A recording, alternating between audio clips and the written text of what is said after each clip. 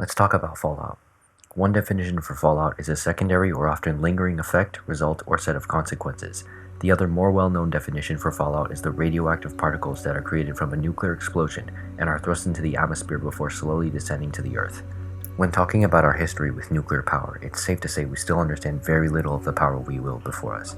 Its development during the beginning of the 20th century, all the way to the modern era, has seen it used for many purposes.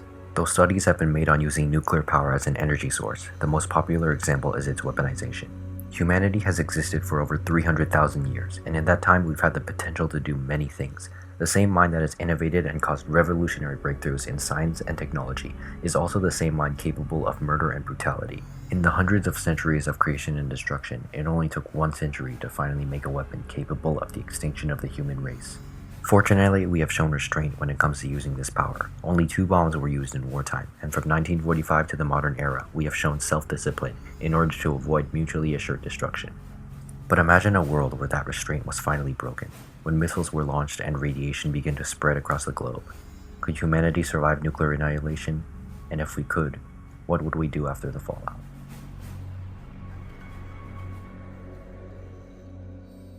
The Fallout series was first created in 1997 by Interplay and tells the story of a wasteland. The world of Fallout starts after a resource war as oil reserves around the world depleted.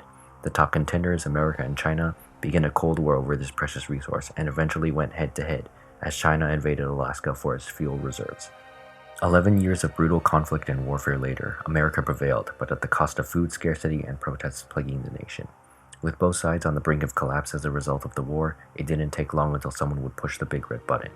No one knows who shot first, but on October 23, 2077, the world ended. Humanity did not. The story of Fallout 1 takes place 200 years after the Great War. You play as a vault dweller, a descendant of those who hid from the destruction through the use of underground shelters. You have been tasked with recovering a water chip within 150 days from a nearby settlement in order to ensure the survival of your home. But the moment you step out of the vault and into the sunlight, you realize this is less of a world and more of a living hell. In 200 years, most of the radiation has dissolved, but the effects of the war are still present. What was once tall skyscrapers, endless highways, and thriving communities have all been reduced to rubble or occupied by a more sinister presence. America has become a wasteland, where mutated creatures, feral ghouls, super mutants, rogue robots, and fanatic raiders mark out their territory in the ruins of the old world. Though smaller societies exist, it's still a lawless, brutal world to be in, even 2 centuries after the end of civilization, and in order to survive, you must do whatever it takes. What distinguishes Fallout as a role-playing game is its freedom of choice. From the moment you step out of the vault, you have the freedom to do whatever you want, and no matter what, the game will not stop you. If your character is strong, fast, smart, charismatic, or even lucky enough, you can do anything you want in this game. You can choose to aid the small community of Shady Sands, a town that barely manages to fend off the occasional raider. You can talk or fight your way to the water chip in a nearby settlement.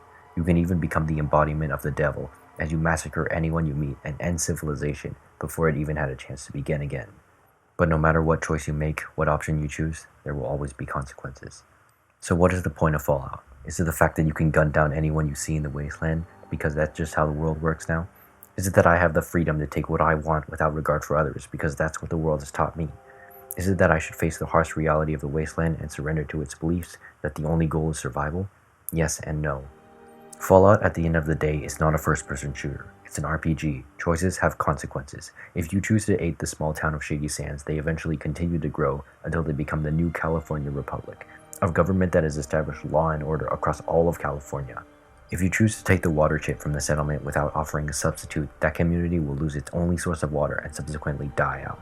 Becoming the monster of the wasteland is always an option for the player. The only difference is if you want to improve the wasteland to restore it to its former glory, or if you want to see the world burn.